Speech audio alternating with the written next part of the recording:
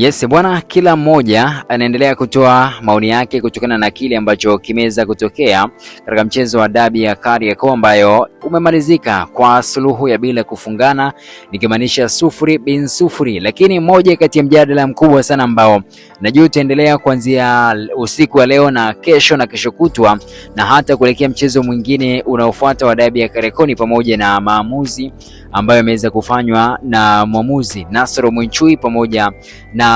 waamuzi wasaidizi ambao walikuwa wanamsaidia Nasoro Mwinchui. Mpaka hivi sasa naona kila mtu amempongeza kwa kiwango ambacho amekionyesha, lakini pia ukizingatia pia umri wake, ukasema ametumia ule ukongwe na uzoefu ambao amekuwa nao kwenye michezo ya ligi kuu ya soka ya Tanzania bara kuweza kuamua mchezo wa dabi ya Kariakoo, lakini ameweza kuangushwa na waamuzi wasaidizi ambao walikuwa wanakamata vibendera huku pembeni. Kuna offside ambazo zimeweza kuamuliwa, na ukitazama kwenye picha za marejeo au video za marejeo inaonyesha kabisa kuna namna kama watu walikuwa kwenye position sahihi, ila waamuzi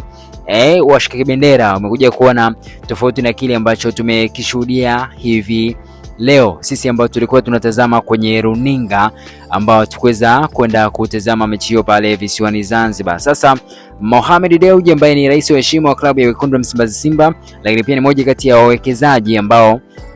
wamekuwa kimwaga mpunga kwa upande wa Simba pale, na yeye pia hajawa kimya kwenye kile ambacho kimetokea, na nikuonyesha kwamba hata yeye mwenyewe pia alikuwa anafuatilia mchezo huu na alikuwa anaamini kama mnyama kuna namna angeweza kupata matokeo kwenye mchezo wa hii leo. Kupitia ukurasa wake wa Instagram, Mohamed Dewji ameweza kupost videos mbalimbali za kuonyesha matukio ambayo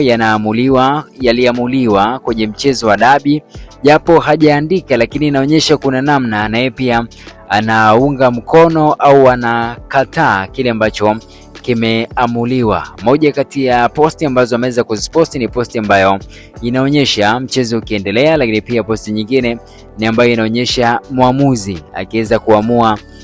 maamuzi fulani hivi ambayo sio poa. Sasa posti ambayo imepita kama saa moja hivi ni kuhusiana na offside ya Selemani Mwalimu ambayo imepostiwa pamoja na Lux, lakini pia Moonrak Daddy ambaye pia ameweza kuposti, na kwenye posti hii ina maelezo kidogo kuhusiana na kile ambacho kimeweza kutokea. Kumeonyesha Diara akidaka mpira kisha baadaye akautema na ukarudishwa tena na kuwa bao, kisha mwamuzi akanyosha kibendera na kusema ni offside, lakini pia akaja posti nyingine tena ikionyesha kuna ile mashimo ambayo yametobolewa ndani ya chumba cha kubadilisha nguo kwa upande wa Simba, na posti imeweza kuandika mnyama ashtukia matobo ya vyumba vya wachezaji. So akaja tena akaposti bao lingine lile la Simba tena na Nkonzala akiwa anaelezea kile ambacho kimetokea, kuonyesha kwamba ilikuwa ni bao na vitu vingine kama hivi. Lakini pia posti ya mwisho akaja kumposti mwamuzi ambaye amenyosha kibendera kuonyesha kwamba kile ambacho kimetokea bana kilikuwa ni kimepangwa, na inaonyesha kabisa watu walikuwa na maelewano fulani hivi kuweza kuamua mchezo huo. So tusubiri tuone,